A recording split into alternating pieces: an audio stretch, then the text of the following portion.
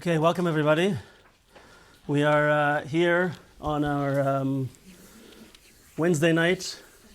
I think it should be renamed the Ladies' Night Out. Maybe with a few minor exceptions at this end of the table.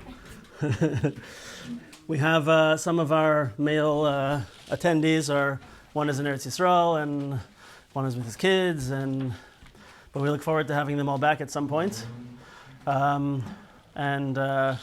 If we need to, by next time, we can expand a little farther backwards to make sure everybody has a comfy seat. Baruch Hashem, there's a concept in Yiddishkeit that we say, Beroiv Am Hadras Melech, that when Jews come together to do holy things, together as a group, it's a tremendous Kiddush Hashem. It's a tremendous sanctification of Hashem that brings tremendous honor to Hashem. So we're so happy that we're all able to be together to learn this very, very special Torah. Before we get going, just a reminder that we'll be showing this up until November 4th when Rav Shalom is here. That on November 4th at the Sephardi Kehila Center, we are Zeicha to have the Tzaddik Rav Shalom Arush joining us.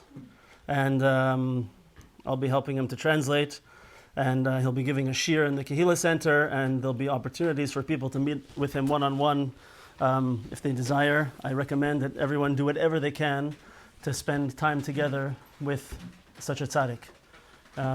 From all the Torah that we've learned so far, we know that nothing compares to having face-to-face contact with tzaddikim. So please take these and pass them around and give them out. Thank you, Avra, for making all those. Okay, so just there's a couple of new faces tonight. Just to review the way that the shir goes, we try to hold comments and questions till the end. If you have a comment or a question that is critical to understanding what's going on, please feel free to ask. If it's a comment that you want to share or a question that's somewhat unrelated, save it till the end. We can stay here late. I live here. It's okay. And we can talk about a lot of different questions. And everybody's welcome to stay as long as they want, within reason. And I think that's about it. Yes? Yes, Ms. Zim. Can we keep these? Yes. To write on them? Yes, absolutely. You can write on those. I spoke to Rav Chaim Kramer this week, and he gave me permission to make photocopies. So we are using this with permission. And also, I had at first thought from a certain source that there were no single volumes available of the Sefer, and Reb Chaim told me that there are a few single volumes of the Sefer available, so those who asked for books, I can still get them for you, and Breslov Hashem will be placing the order probably tomorrow. So anybody who wants the first volume of this Likutei Moharan, or the whole set, whatever you'd like, please let me know after the shir today. Okay, so let's get going. I just want to reiterate that it's my opinion that this is the highest Torah that there exists in the world. And that this Torah Vav of Rabbi Nachman is absolutely, absolutely amazing and should not be missed. If you know anyone who you think might be interested in learning this Torah, don't deprive them of learning this Torah. It's absolutely life-changing, absolutely amazing, as we've already spoken about.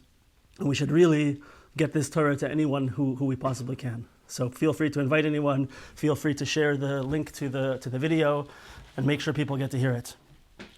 Okay, let's get right into this. So we said that the first concept that we discussed was that Rabbi Nachman tells us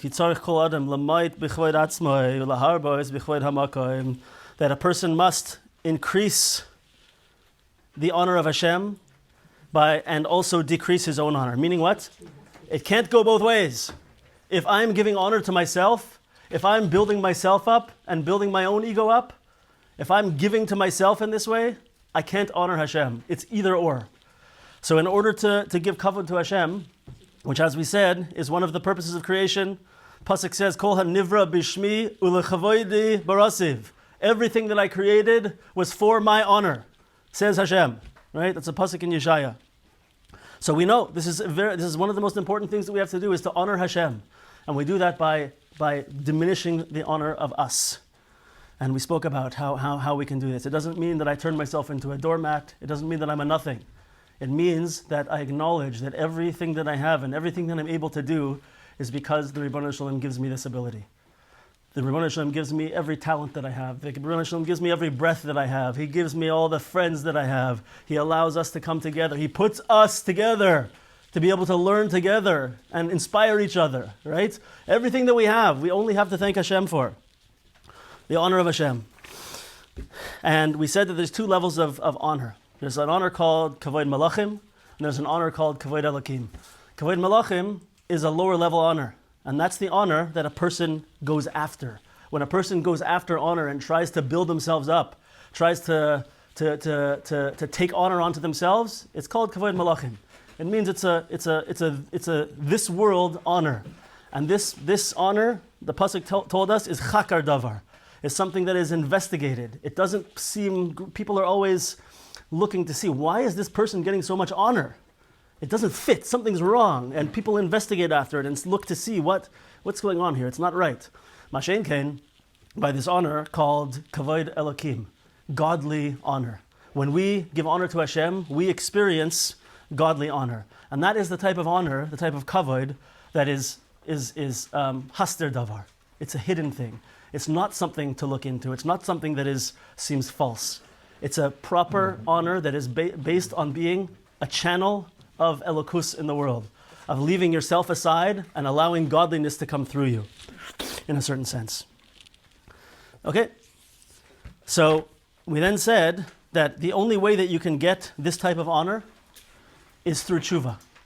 And it's not a coincidence. If you want to thank Hashem for something, thank Hashem for everything that we have, but in particular, it's just an absolute revealed Hashgacha Pratis that we reached Torah Vav. We're going through in order in Likutei Moharan. This Torah is all about Teshuvah and Chodesh Elul, and we started it right in the beginning of the month of Elul. That's the way Hashem made it happen. Thank you, Hashem. Revealed Hashgacha Pratis. So he said, you can't get to this cover without Teshuvah. And the main aspect of Teshuvah, we said, is when a person hears their own bizyonos, a person hears their own... English word, anybody? Bizyonos, their degradation, hears their own embarrassment, hears embarrassing things about themselves, and yidoim v'yishtoik. They are silent and silent. What did that mean? We understood. It means they are silent on the outside. They don't fight back. They don't answer everything. And beyond that, they're silent on the inside. They don't, it's possible to be in such a situation where someone gives you up and down and lays into you and tells you everything that's wrong with you. And you can think, okay, I'm going to be a tzaddik and I'm not going to say anything. But I'm standing there and I'm boiling. I'm like a kettle, boiling, ready to blow my top, right? That's not Yidom V'yishtek. That's only outward silence. That's not inward silence. Both of these two things together, facing your own embarrassment and remaining silent, is the Iker Teshuvah, says Rabbi Nachman. And the words are chosen specifically. The Iker Teshuvah, the main aspect of Teshuvah, is hearing your own embarrassment and remaining silent. And we explained a few ideas in this, and especially, we know that really there is a component in Teshuvah, according to everyone's understanding, that deals with embarrassment. And that is standing in front of Hashem and with total honesty, doing a vidui devarim. Confessing to Hashem, right? This is one of the steps in Teshuvah. When I do a vidui devarim in front of Hashem, and I'm totally honest and totally open, I'm not holding anything back, I'm giving everything over to Hashem, I should feel tremendous busha, tremendous embarrassment at that moment. And it's an integral part of Teshuvah. I just want to read this, listen to this. There's a Gemara in Brachas, maybe you've all heard this before. How much is busha, is embarrassment, an important part of Teshuvah? The Gemara in Brachas says, Kol ha'over aveira, anyone who does an aveira, anyone who sins, umisbayesh, and is embarrassed, umisbayesh ba, moichlin loy al kol ha'avaynasav.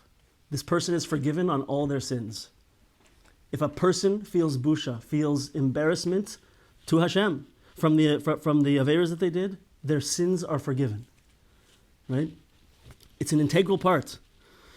So we also had this beautiful understanding that all of the aveiros that I do are really building myself up, as opposed to building Hashem up. So let's just give this one more example before we move on. If I'm going to take an example of food, and it could be that I have a problem with eating a certain aspect of food that's maybe not so kosher, or maybe I'm just overeating and I feel like I'm giving too much gashmis to myself, right? So what am I doing when I'm doing that? Why is that my own honor? Why is it crossing the honor boundary? Why is it not just a physical desire, right? Because I'm honoring myself. I'm saying, no, I'm going to forget what I know I should be doing to honor Hashem, and I'm going to give to myself. I'm going to eat whatever I want.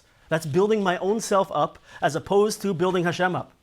If I would follow Rabbi Nachman's rule, you guys remember this rule to live by from Rabbi Nachman? Whenever I have a question in front of me of something to do or not to do, the only one simple question is this going to bring honor to Hashem or not? Right? So when I'm in that situation, and I'm going to start binge eating or binge watching or whatever your issue is, right? At that point, I'm going to ask, is this going to bring honor to Hashem or not? And if I'm just going to fill myself up with food or with TV shows or with whatever it is, pick your poison, as they say, right? Then I'm honoring myself and I'm not honoring Hashem, very clearly. So this is what we want to avoid. Okay, and we said that this aspect of Teshuvah is connected to the concept of Keser, which is the highest of all the spheres. And we explained that the concept of Keser is the letter Chaf is built into the word Kavod. Leis Kavod b'lei Chaf, and Chaf is Keser. And the letter Chaf is also Keser. Why is the letter Chaf Keser? Because Chaf is 20, and the sphere of Keser in the Kabbalistic Hishtalshalus, we're just reviewing quickly, goes all the way down, starting at Keser, and a little bit of Keser is implanted into all the other 9 spheres, and then it bounces back up from Malchus and goes all the way back up, past those 9 spheres again, to Keser a second time, and it transverses 20 levels. And the letter Chaf is, of course, 20, the Gematria 20. So Chaf is directly related to the concept of Keser, to the sphere of Keser, and is directly related to the word Chavod, Leis Kavod Beloi Chaf. So Keser is connected to Kavod, and Keser is connected to Teshuvah. And we said that the name of Teshuvah, of all Hashem's name, is the Shem Ekyeh, Aleph and Hey and Yud and Hey. And we know that's the name that Hashem told Moshe Rabbeinu when he was coming to take the Bnei Israel out of Egypt, to bring them out, right? To have a Teshuvah. And he said, my name is Ekyeh Asher Ekyeh. And when Moshe Rabbeinu asked Hashem, who am I going to tell them who sent me? He said, tell them Ekyeh sent you. This is the name of Hashem that has to do with Teshuvah. And we said, what's the whole concept of Ekyeh? It means I will be, right? One of the most awesome concepts that Rabbi Nachman says over here, that until someone has done Teshuvah, it's as if they don't exist. I don't exist yet. Ekyeh means Zamen lemeheve. I'm ready to start to exist. Because before I do Teshuvah, what am I? I'm like an animal. I'm not living in the world the way an Adam should, the way a person should, right? I'm living like an animal. I don't exist as the proper person that I should be. I don't exist on the level that I should exist, right? And we had some other understandings too about living in the past and living in the future and not living in the current moment, connected to Hashem and what my avodah is right now. Last year, right? But Ekyeh means I'm ready to exist. I'm ready to do Teshuvah. I'm ready to begin existing. That's the name of Hashem that has to do with Teshuvah. Ana zamin lemeheve. I am ready to exist, is what this name means. Okay, that's the review, very bekitzer, of last time. So we're going to come on to a very important, amazing concept. And yes, it's going to be that every paragraph is a very important and amazing concept. But this one is something that has affected me in a very, very strong way. My own personal issues in this realm have been very, very, very, very special. So the next step is like this. What does Keser have to do with Teshuvah? Rabbi Nachman says, V'zeh b'chinas Keser. Everybody with me where we are now? 242. 242, thank you, Nachum. V'zeh b'chinas Keser. This is the aspect of Keser. Ki Keser Lashon Hamtana. Because keser is a wording, is a language of waiting, to wait. One of the amazing things about Rabbi Nachman, I heard Rabbi Moshe Weinberger talking about Rabbi Nachman in this way. And he says, if you learn Likutei Moharan, you're going to see that Rabbi Nachman's mastery of the Hebrew language and his mastery of all of the body of Jewish literature is unparalleled. Ask anyone what keser has to do with waiting, and I guarantee you, you will never get an answer except for someone who has learned this before. But let's see. Keser is related to hamtana, to waiting. Bechinas Teshuvah, which is also an aspect of Teshuvah. Kamesha Amru, Chachamenu Zichron Livracha. Stay with me, folks. Remember, this is complicated, and you have to really make sure our thinking caps, our Yiddish cups, are screwed on properly.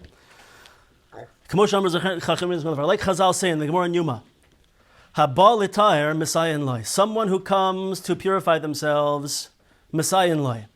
We help him. We give him help. Already heard of this Gemara before? Haba l'taher Messiah loy. Haba l'tameh poischin loy. We open doors for him. What does this mean? The Gemara gives a mashal. Someone who comes to purify themselves, we help him. Mashal le'echad shaba liknei saparsamoy. And it's a mashal. The Gemara brings a story. I'll tell you the story outside. Someone comes into a store, and this storekeeper sells two things mainly. He sells neft and a parsamoim. Neft is kerosene.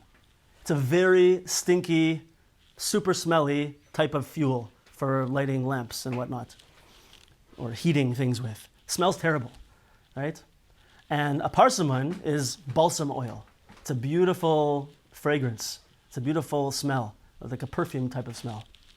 So this person sells these two things.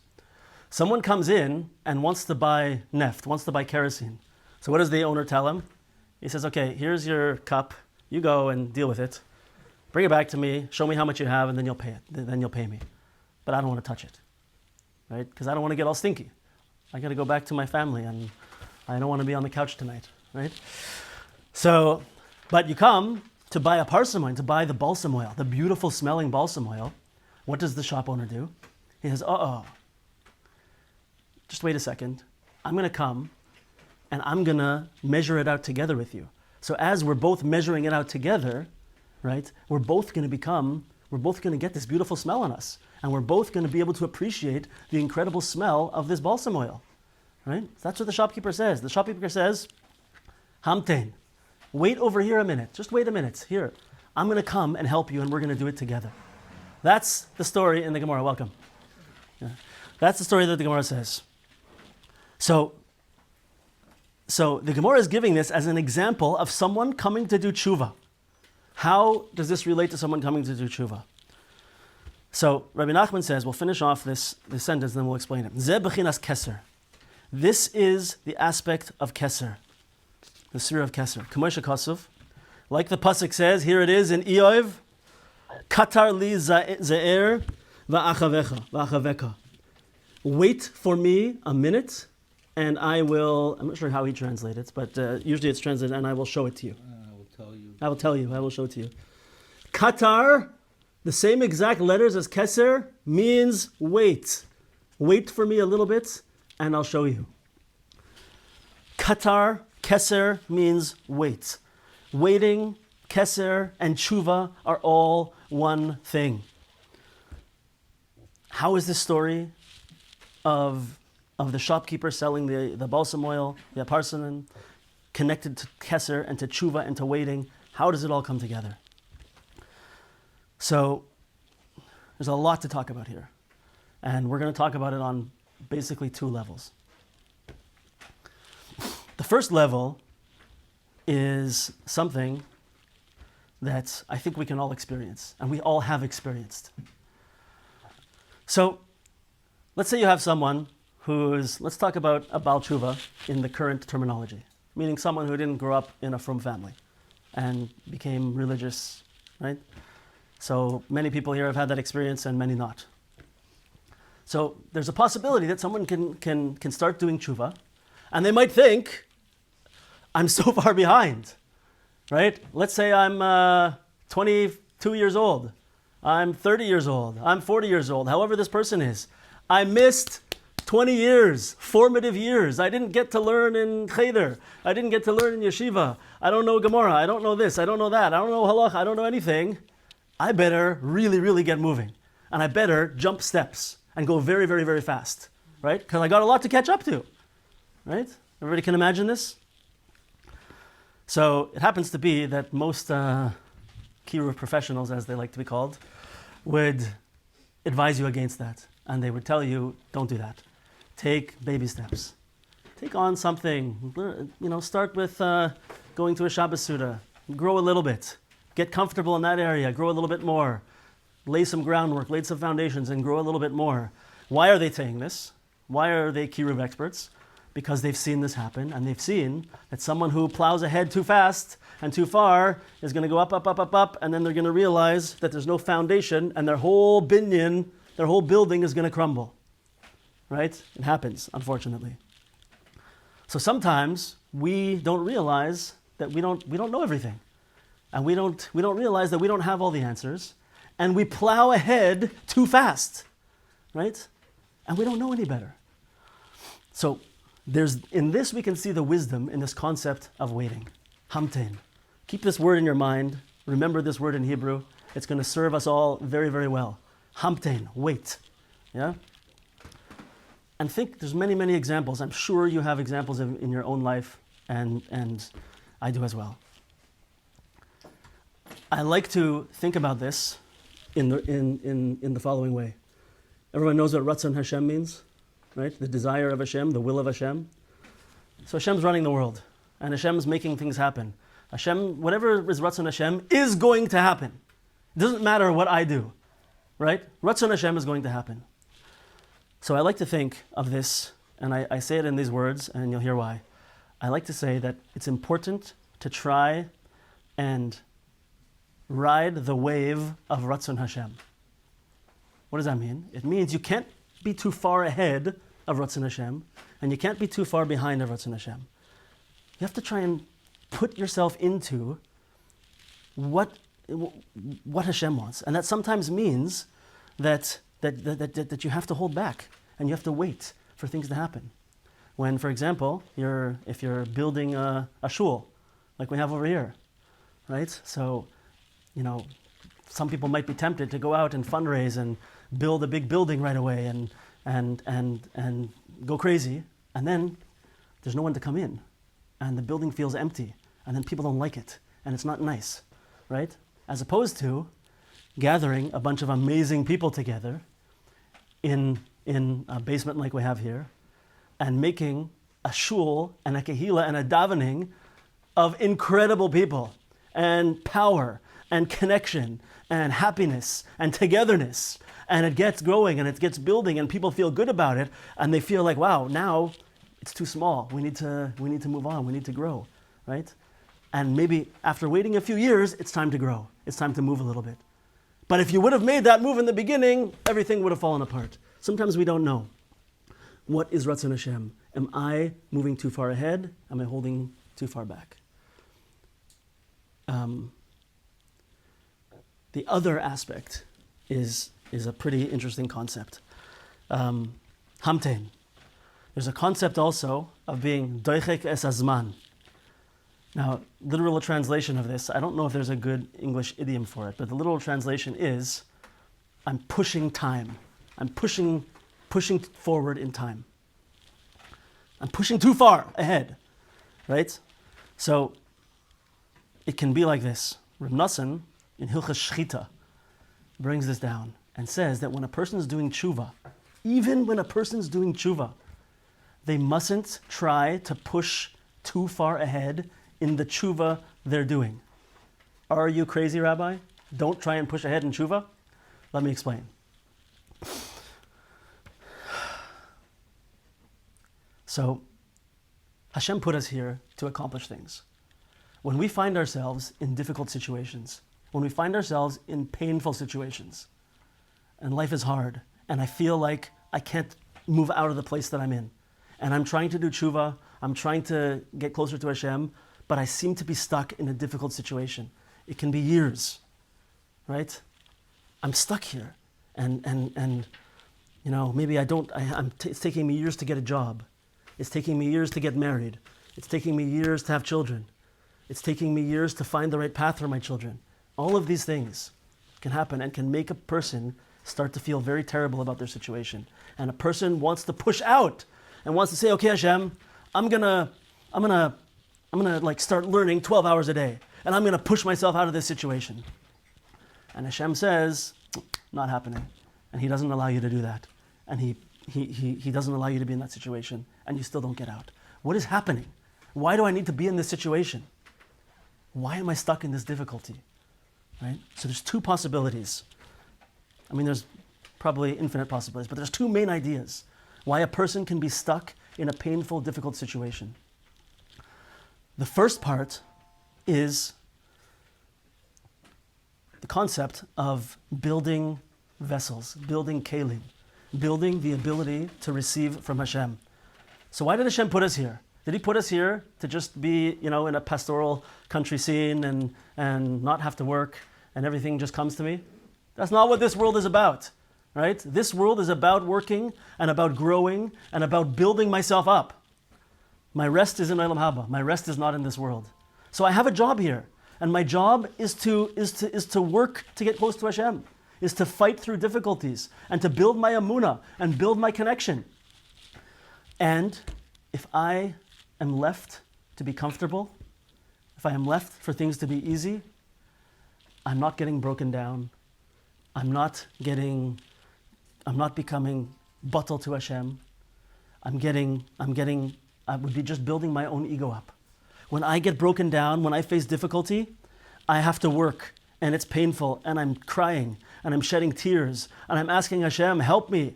Why am I here? I don't get it. Why am I here? Help me. And it's tremendously painful. And I try hard, and I build my emunah more and more and more until, Bezras Hashem, I get out of this situation after a certain amount of time. But as I'm going through it, I want to be out of it, and I want to push through. I want to be doichik es hazman. I want to get out of there, right? But Hashem says, no. That whole time, you are building a vessel. You're building a kli. You're building something to be able to receive something that you would never be zoicha to receive if you didn't build this vessel. You're building a tremendous keli to receive elokus, to receive shefa from the Ribono Shel Olam, right? And so you may need to be in this situation, and Hashem may be putting you here for your best, to build you into the best person you can be, right? It's like I sometimes say a mashal about someone who's been hired to be like the CEO of some European company, right? And they're going to move him to, I don't know, pick a nice European city, Tuscany, I don't know, Naples. I don't know why Italy. They're going to move him to a beautiful European city, and he's going to have a palatial estate, and he's going to be the CEO of the company. But first, they want him to go through all the factories in America and be on the factory floor. Spend time on the factory floor. Spend time in shipping. Spend time over here. Why? Because they want him to know every inch of the company. And they want him to know exactly how everything goes. So when he gets to that place, he's going to be the most effective CEO that there ever was.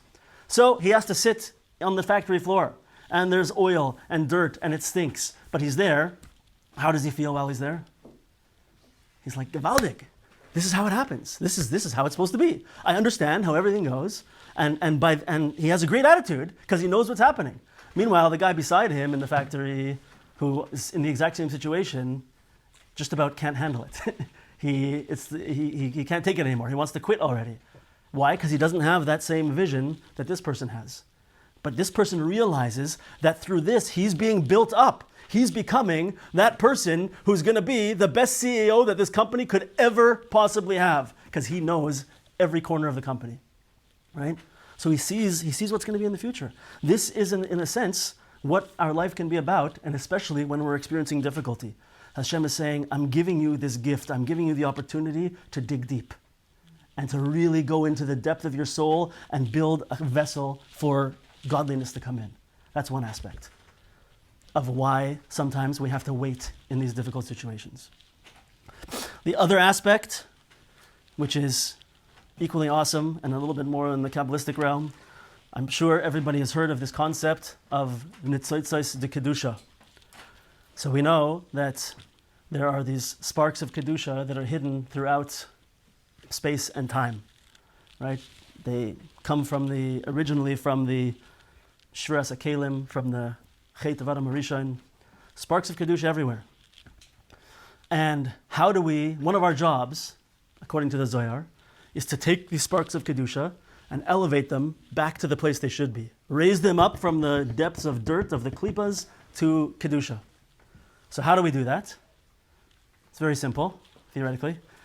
Every time we do a mitzvah, every time we work hard at overcoming an aspect of our character, every time we help somebody, every time we make a bracha, whatever it is, in that place, at that time, I'm elevating a certain aspect of Kedusha, a spark of Kedusha that's been hidden there, right? And it's all over the place. Like that beautiful story of the Baal Shem Tov, I've told many times and I'll continue to tell, because it's so great, that he was walking through the field around Medjugorje with his chevraya, and they came upon this spring of water. And the Baal Shem Tov got very, very, very excited. And they went and toiveled themselves, and used it for a mikveh. And then they took a cup, and the Baal Shem Tov made a very, very heartfelt bracha. And all of his Hasidim were like, what's going on? Okay, we go to the mikveh every day. Right? We make brachas every day. What's going on? And the Baal Shem Tov said, what you don't see is that this spring was created in the Sheshes Simei Bereshis. Right at the very beginning, this spring was created. And this spring has been sitting here the whole 5,500 and whatever years, waiting for a Jew to come here, to toivel themselves and make a bracha and release that spark of Kedusha that was trapped here. Right? That's what the Baal Shem Tov was able to see and know why he was doing it. Right? So to us, whatever we find ourselves, wherever, Chabad is very great at this, that they're always looking, when I meet another Jew, what's happening? And they're always careful to talk to the other Jew, to say, what are you doing here? What's going on? And then, of course, they'll say, did you put tefillin on? Or do you have Shabbos candles to light? Or whatever they're trying to do. But they're very good at living this idea that everywhere I find myself, there are nitzotzos de kedusha that I have to elevate. There's a purpose for me being here. Right? So, what's the difference between a tiny spark and between a really big spark of Kedusha? Right? So imagine you have a tiny light, like something like a stone that has an intrinsic light, and then you have a really big one. And your job is to be the spiritual force from way back when that's going to hide these things. Right? So that people can't see them. And they have to go and do mitzvahs to release them. So, which one is easier to hide? The small one is easier to hide, right? So it has to be buried a tiny bit under the surface. But the big spark, the big Kedusha, the big holiness, that can't just be buried under the surface. That will shine still very brightly. It has to be buried very, very deep down. And so, in order to access that holiness and to fix it, to be masakin it, that's what Tikkun Olam really is all about, and to bring that spark back to Kedusha, I have to go down very, very deep. I have to put on my miner's outfit and my headlamp, and I gotta dig, and I gotta dig, and I gotta dig. And the digging is gonna be painful, and it's gonna be hard. And I'm gonna face negativity, and I'm gonna face sadness. I'm gonna face all those difficult things. But when I get there, and when I get to that place, I know that I'm there for a reason. And I know that that's what I'm here for, that I'm gonna elevate this Kedusha.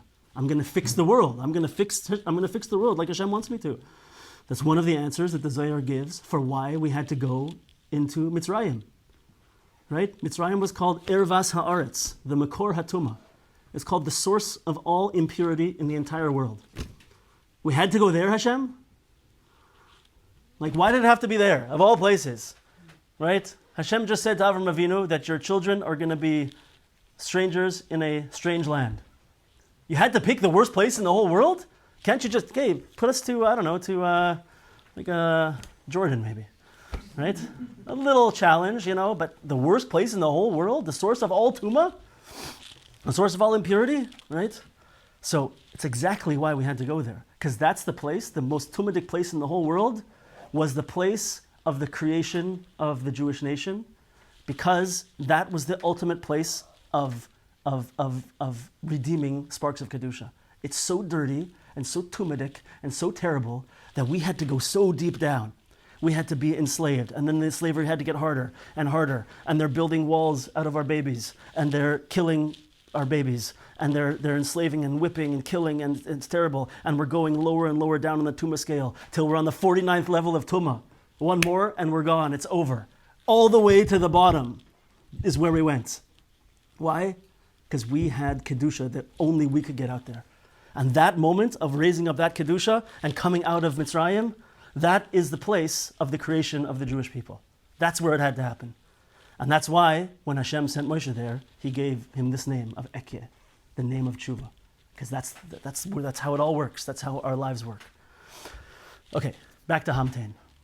Right? So what does Hamtein mean? Does Hamtein mean when I'm coming to do Teshuvah? Does it mean I have to stand back and say, okay, Rabbi Nachman told me wait. So I'm going to, just sit here and I'm going to turn on the television and maybe order a pepperoni pizza.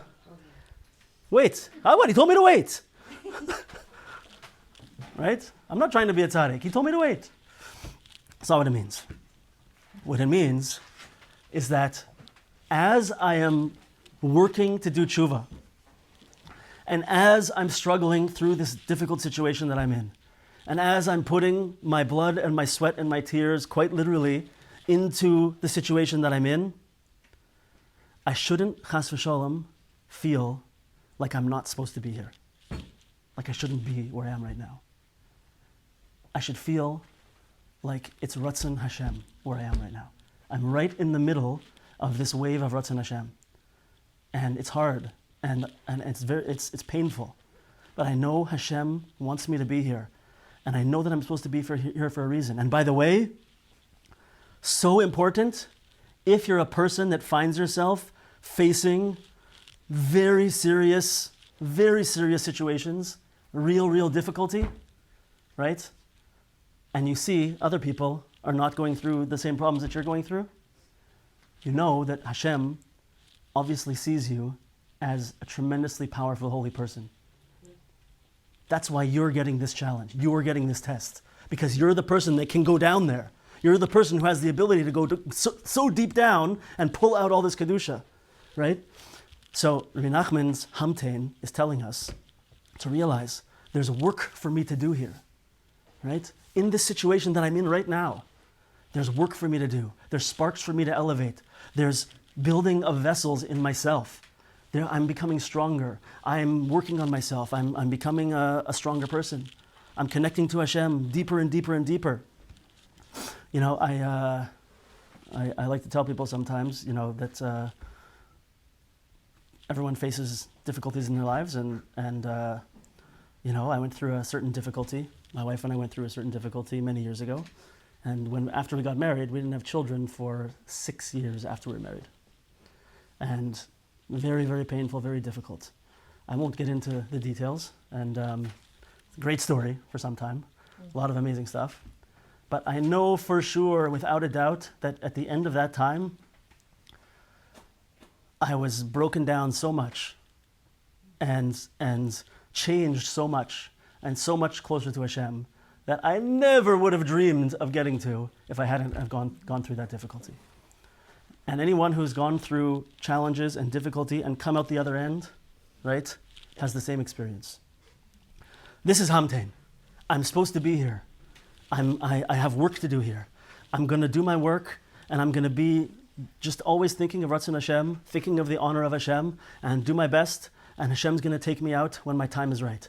I'm still davening to get out. I'm still davening to be closer to Hashem, but I'm chas v'shalom not going to be miyayish.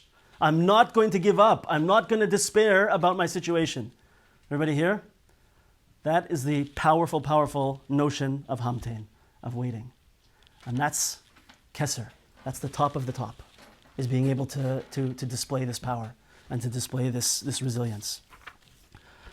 And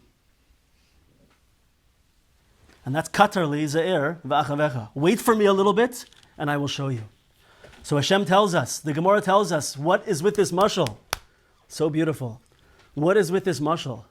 Where someone who comes to do teshuvah, the shopkeeper tells him, wait, Hamtein, in order so that we can both enjoy, and we can both become perfumed by this beautiful smell. Right? What's the idea? Because when we go down there and we do that work and we come out the other end, how do we look? When we come out the other end, we're like, wow, I'm a spiritual person. I'm a different person. I'm more connected to Hashem. I feel perfumed. I feel amazing, right? How's Hashem perfumed? What's the story? It's the biggest, Rabbi Nachman says this in many places, the biggest honor to Hashem and the biggest sanctification of Hashem's name is when someone comes from far away and comes close to Hashem. When we go down and dig deep like that and come out the other side, right? That is a gigantic Kiddush Hashem. That is a sanctification of Hashem's name. It's bringing the biggest honor to Hashem. And through that, Hashem is also perfumed in a sense, right? This beautiful experience is shared by Hashem and shared by us in this situation. That's Hamtein, that's katar li za'ir v'achaveka. And that is this aspect of teshuvah. Everybody with me on that? We got honor, we got facing our own embarrassment and not responding, but rather, Hamtein, wait. And we have this concept of waiting before we do teshuvah. Okay, so let's move on. We're going to just finish a little bit more before we end. So, Rabbeinu says weiter. Aval, koidem hatshuvah, before we do teshuvah, azai bechinas ekye bahastaris panim mimenu. But before we do teshuvah, when we're down in that low place, this concept of ekye, of this name of Hashem that I will be, this concept of I'm ready to exist, I'm ready to do this, I'm ready to connect to Hashem, is bahastaras panim mimenu, is a hidden face from us. In Kabbalah, there's ha'aras panim, which is when two forces are facing each other and interacting with each other. And when we look at Hashem and we feel that Hashem is with us, when we feel closeness to Hashem, that's ha'aras panim, that's illuminated face. Hastaras panim means that it's turned around and it's giving you the back of his head and you don't see the illumination of Hashem. It's when things are turned around and there's no interaction. When chas v'shalom, a husband and wife are not talking to each other, right? There's no communication. They're looking in other directions. There's no creation. There's no building of relationship. There's no real creation taking place. Hastaras panim. So before I do teshuvah, I'm holding in this dark place of hastaras panim, right? Ki adayin lo yehechines atzmei lemehev b'olam, because I have not made this move to exist in the world yet. I haven't made this move of teshuvah to start to exist, right? You hear this? Teshuvah is ekye. And when I'm not doing teshuvah, I'm in this realm of hastaras panim. Does that make sense? Of hidden face. Everybody with me on that? Okay.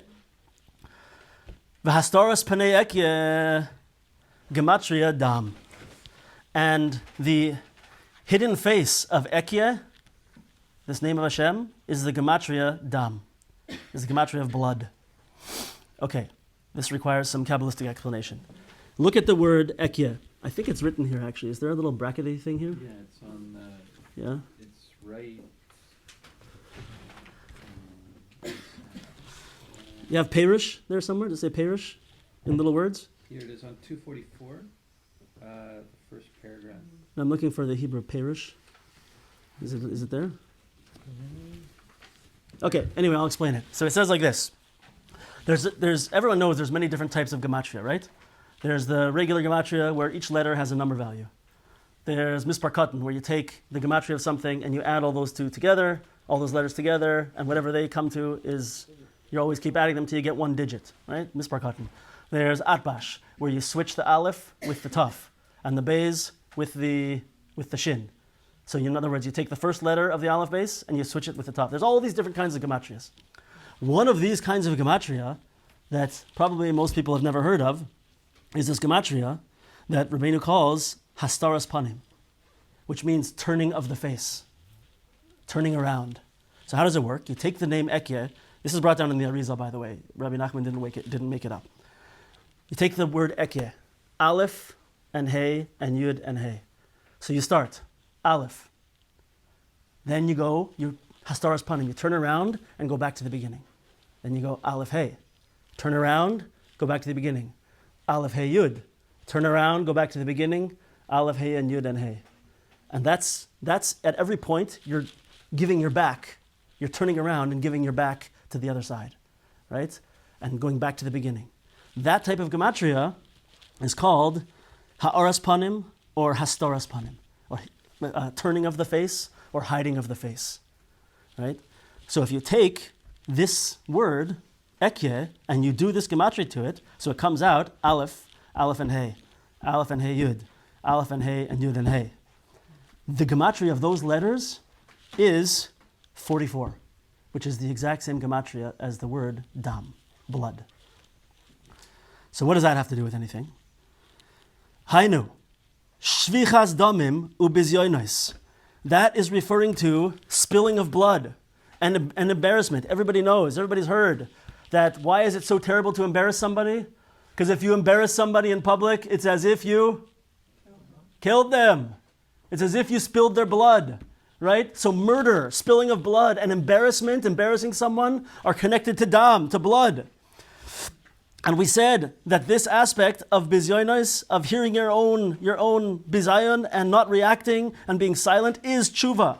So the opposite of teshuvah is being embarrassed and reacting, right?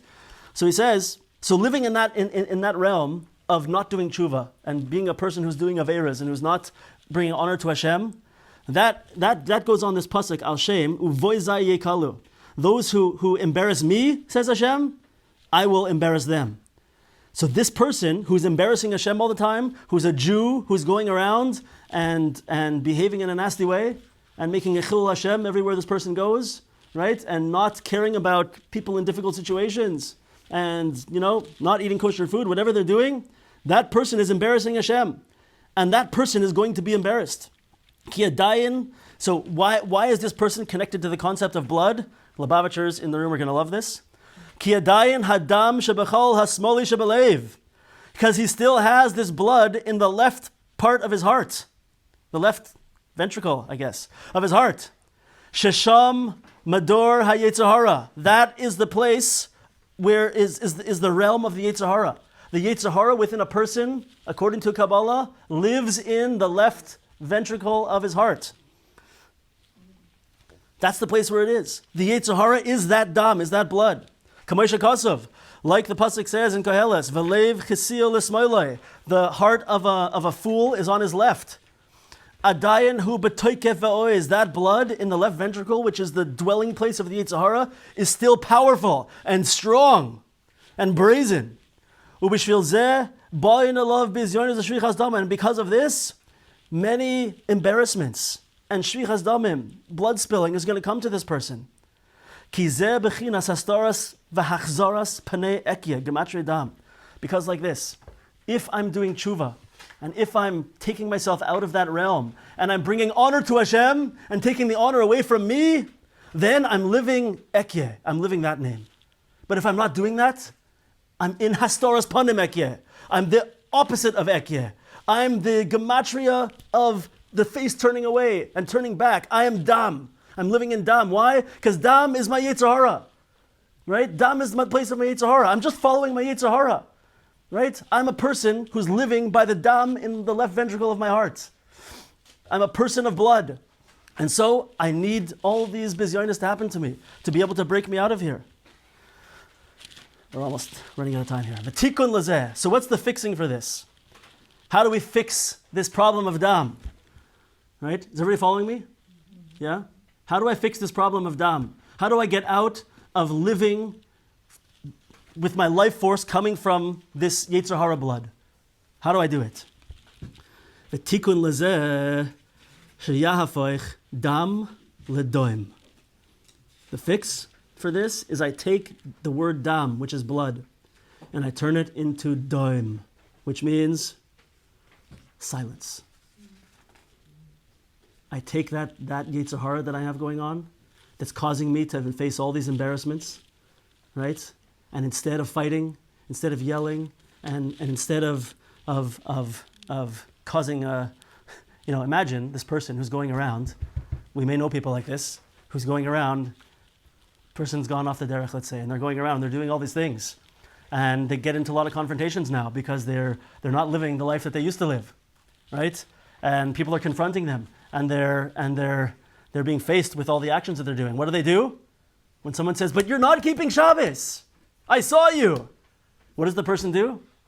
They fight back, and they say, "You don't know what you're talking about," right? They react and they fight back. "You don't know what you're talking about. I'm close to Hashem. You don't know what you're doing." And they fight back and they get into arguments and they're fighting with everyone and they're cornered and they're just punching their way out, right? Have you ever experienced a person like this? Such a thing happens. That person is reacting, is living off of that dam that's their Yetzer Hara, right? So what's the tikkun? Is this aspect of Teshuvah when you're ready to go. I'm doing Teshuvah. And someone's going to come and tell me, "Oh yeah? But I know that you did this, and you did this, and you did this." And you change that dam, you change that Yetzer Hara of dam into doim, into silence.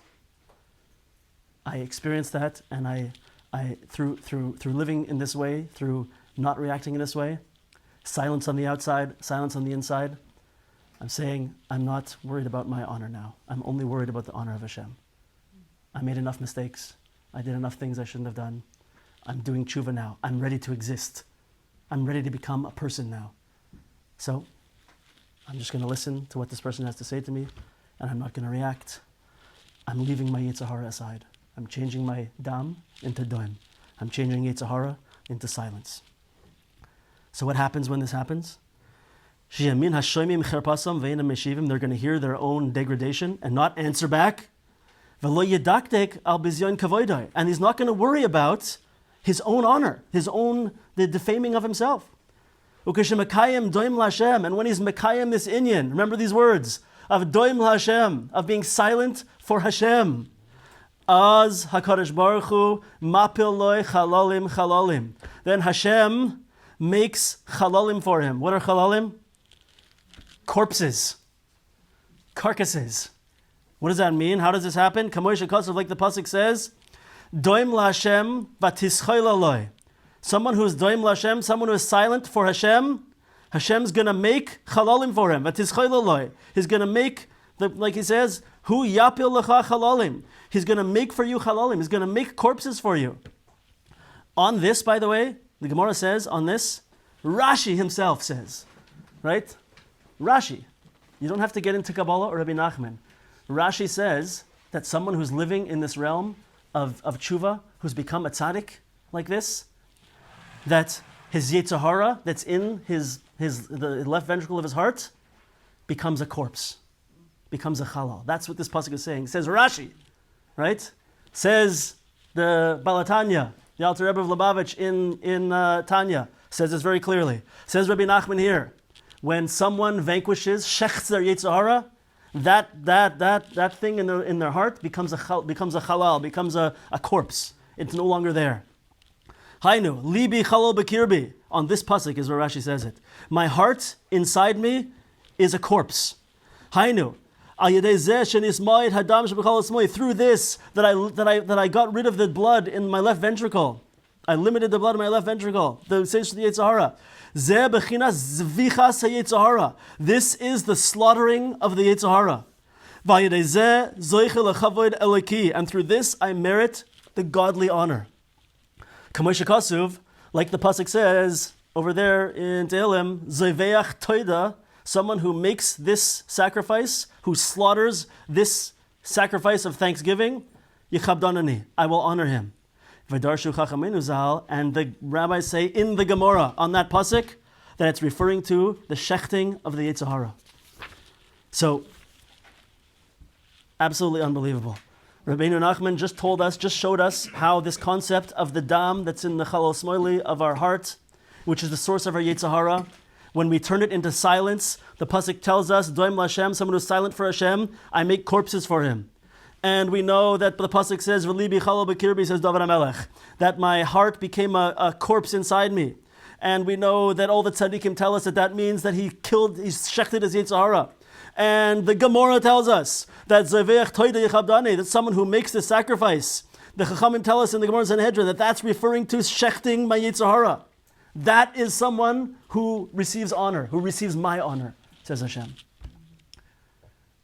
It's an unbelievable bringing together of all these ideas, from honoring Hashem and not honoring myself, to being ready to do teshuvah by stepping back, by waiting, and being ready to exist, not pushing too hard.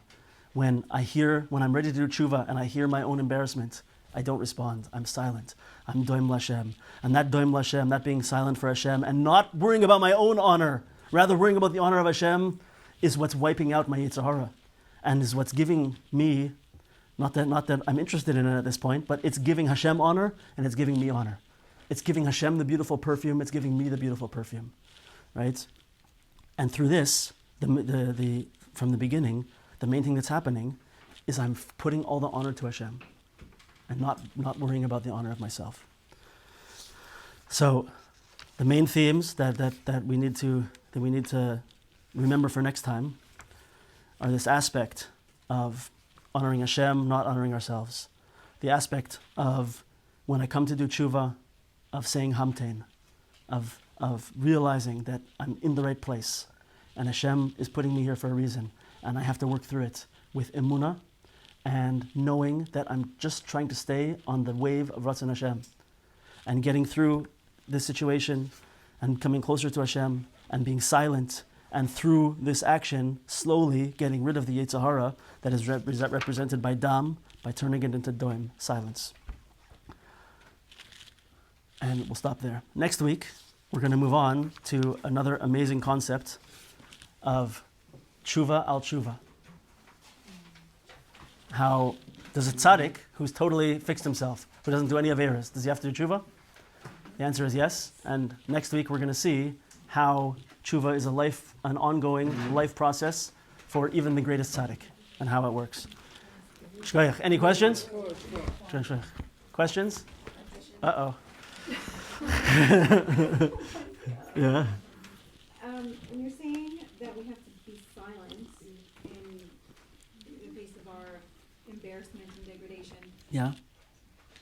does it have to be coming from someone else, or is that like at the time of our own vidui, when you're saying we're like standing before Hashem and saying like vidui in our teshuvah process, Yeah. and then we feel embarrassment, Right. and kind of not reacting in the face of that, or does it have to come from? Is it talking about coming from somebody else? Right. So I would say that the main text is talking about coming from somewhere else, but we've seen through other parts of Rabbi Nachman and Mefarshim that it's also going on this aspect of I can be living this situation by doing this vidui in front of Hashem and feeling the embarrassment that I should be feeling, right? And by feeling that embarrassment and not rationalizing, right? Not saying, Hashem, okay, I did this, but listen, you're making it really hard for me. And or I did it, but I really, if I only had $10,000 more, I would just be fine. If I only had $100,000 more, everything would be easy. You're making it too hard for me. I'm saying justifying, that's reacting. Or you can say, listen, Hashem, I messed up. I did X, Y, and Z. And you are perfect. And you give me so much. And you give me everything I need and more than I need. And you're everything you're doing for me is for my good. And still, I'm just messing up. I'm sorry. And I have no explanation. I have no reaction. Nothing to fight back with, right? Same thing with your spouse. I'm looking to this side of the end of the table right now, right? Same thing applies. But this is the aspect. And it should also be noted that you're not always silent in the face of bizayon. So you're not silent if someone is giving over to you embarrassing stuff about someone else. Or if you're standing in front with two people and one person is embarrassing the other person, you don't be silent. You're silent for yourself. You're not silent when someone else is being embarrassed.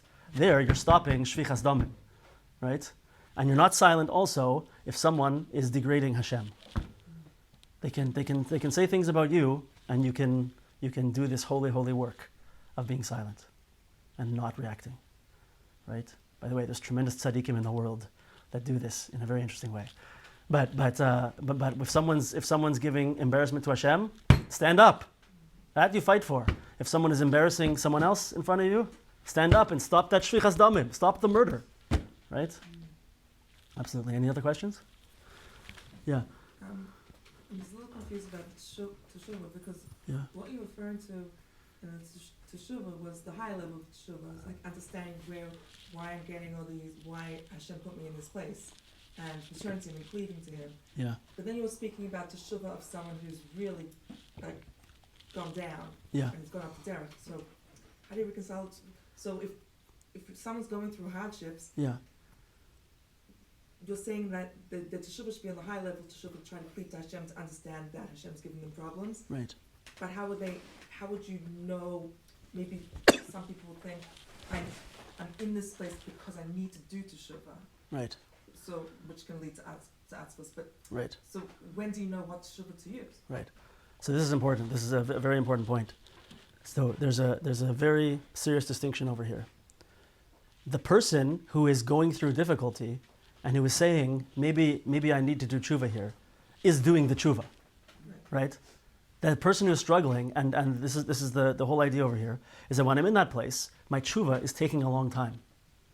And I'm spending years doing tshuva, right? And I'm growing and growing and growing, but it's taking a long time. That's the hamtein, that's the waiting. The person who is really sunken down, and who's really just mamish, doing averas, right? And is arrogant about it, and is striking back when people talk to them about it, right? That person is before the realm of tshuva. That person is in hastaras pnei ekya, is in the reverse of tshuva. So that person is dam. So he needs to do Teshuvah, the opposite Yes. in the process of doing. Yes, exactly. That person who's in that difficult place and doing tshuva is very high. It's not the person who's struggling is not on a low level. They're building this tremendous vessel. They're like Bezalel, crafting the Beis Hamikdash. They're building something in themselves that's really, really amazing, and they're just on their way to being very, very holy. You hear? Any other questions? Yeah. Okay. Thank you, everybody. Thank you. If anybody wants to be put onto the WhatsApp group, please. The person who's on the low level. Please write your name on the back of something. I'll find something.